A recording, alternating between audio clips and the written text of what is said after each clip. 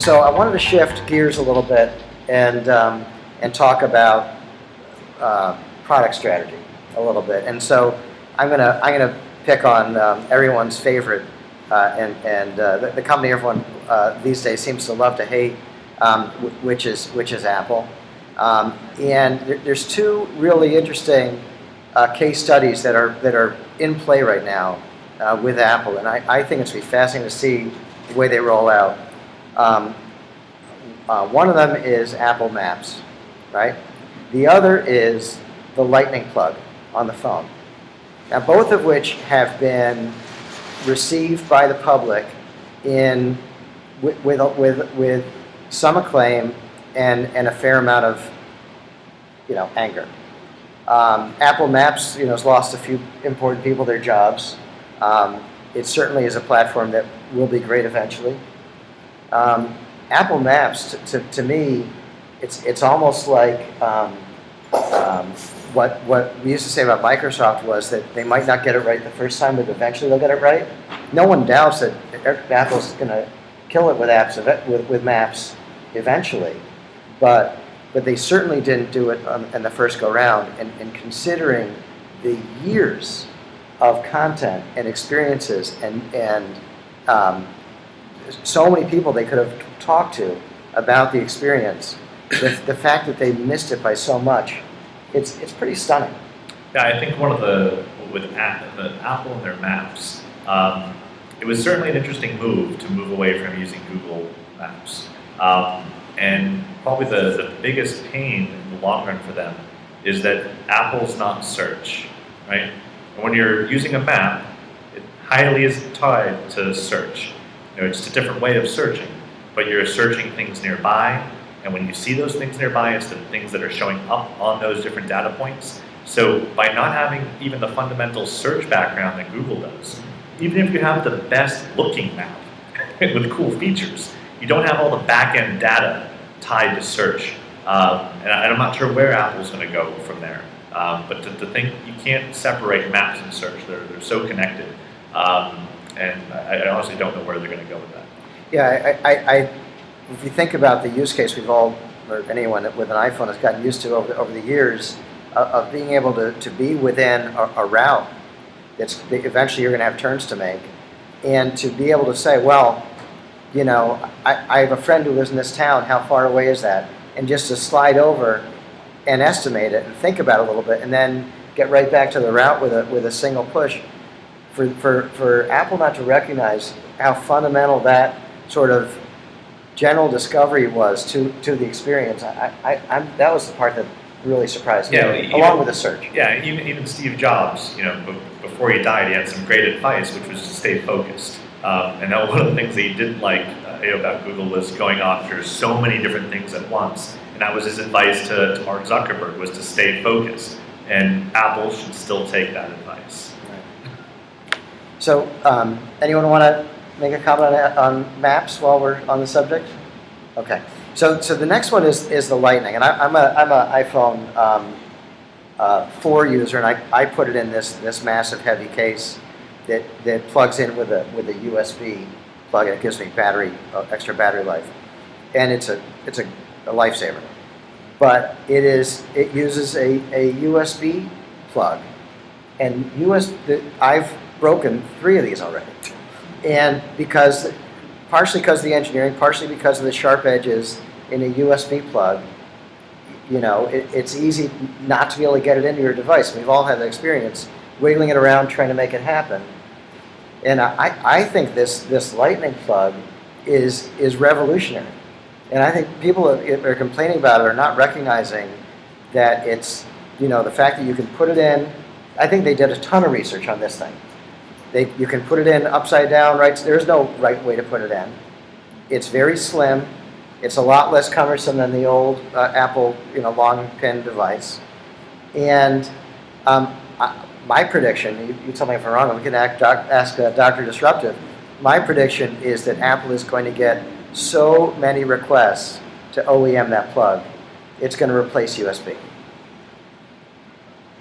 You've drunk the Apple Kool-Aid. way too much.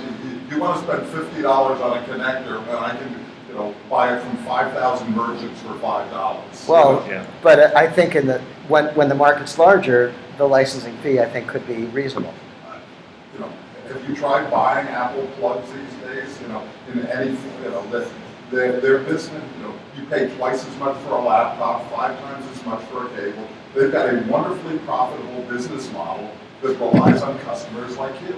Well, I don't have it yet, so I wish I did. But, Yeah, I think the jury is certainly still out in total. I think of always going smaller is also an interesting thing. It's not always better.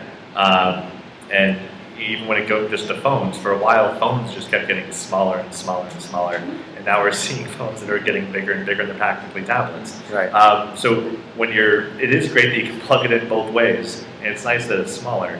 and it's smooth. It doesn't catch on things. I mean, The quality experience clearly is paying off. Quality You see experience. someone that likes it.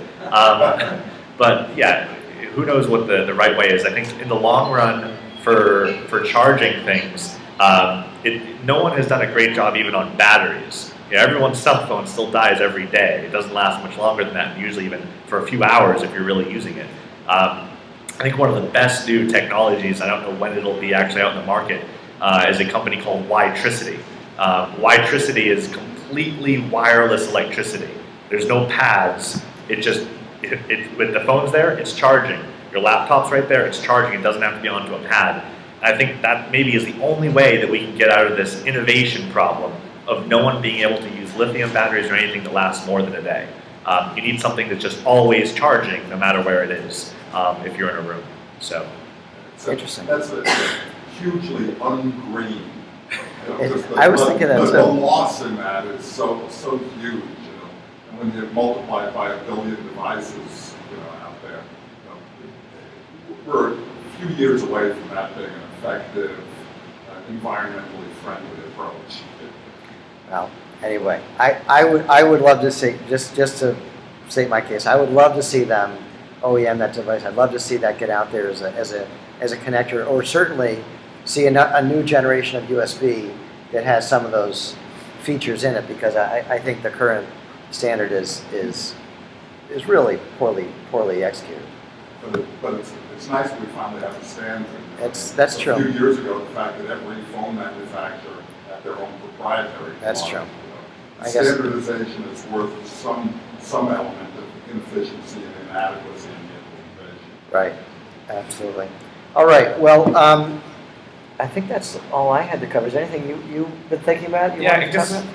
one thing that we've certainly seen in the Stanford Innovation Center is a good example, is that we are seeing more and more innovation centers and incubators launching. And it's great that Stanford has this one, but you're seeing it happen. I think there's a global story to talk about this, where it's not just happening in Stanford where more innovation centers, it's really across the US and globally. I did a presentation yesterday for 3M, which was on the growth of innovation centers and incubators in Africa. In the past 12 to 24 months, there have been 64 incubators that have been launched across the continent. That's huge. Right. People always think of innovation happening, obviously, in India and China, and they are happening globally. But the biggest dark spot when you look on at night is Africa, and that's where you're seeing a huge growth in incubators as well. But the key part that all incubators play, I think, is the concept of the funding food chain.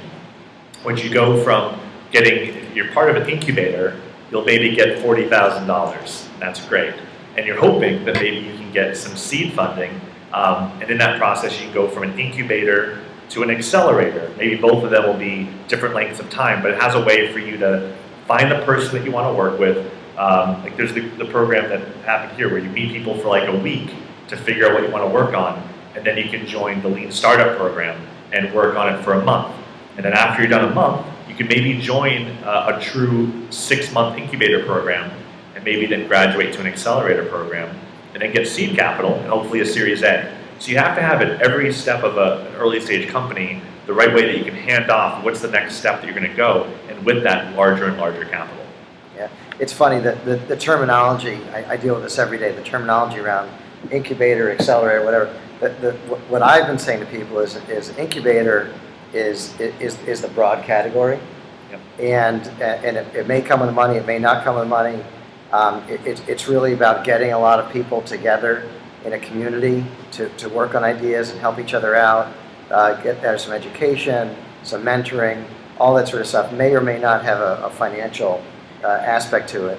And then an accelerator is where a small and curated group, although I think some of the accelerators have like 100-person classes or something. Yeah, I think they're quite they're going to cut down a bit, but a small and curated group of companies that have been hand selected do get some money, do give up some equity, do get a lot of mentoring, coaching, and assistance and introductions along the way in a much tighter managed relationship. Yeah, I think you're right. It's the funding food chain. You call it more of the chain Right. that deals both with the quality of where you are in your company of growing it, as well as the capital and sizes as you're getting up to actually the Series A. Right. Excellent. Yeah. Can you talk a little bit about Stanford and proximity to New York? Is it an advantage, or is New York such One of my favorite energy and money suck? That being up here we're tilting at windmills. Your check is in the mail to talk about Stanford and its proximity to New York and our value within the startup community.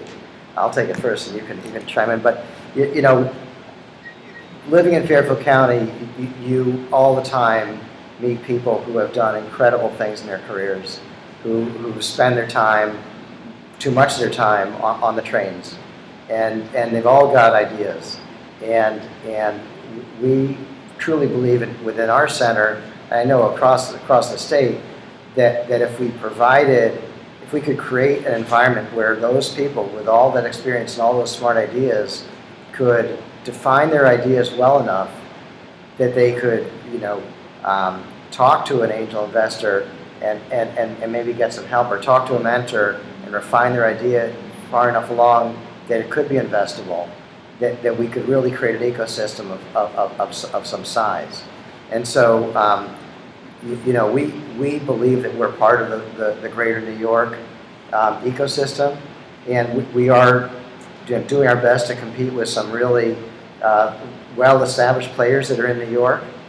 And what we're doing, it's not that we're trying to take the people out of New York to come here, although we'd love that, and it has happened. We do have people who come up here to work out of our center on a regular basis out of New York City. But what we're really trying to do is make sure that if you're in Connecticut and to work on a startup, you think you have to go to New York and take a desk at WeWork or one of those places, which are all great. The fact is, you don't have to. You can come here, and we've got a community that's ready to work with you, that we've got investors that are nearby, we've got mentors, we've got a lot of people that really want to help you get going. So we're competitive, but we're using our location as our real edge, as well as the phenomenal facility that we get to call home. Yeah, again, it's a good question.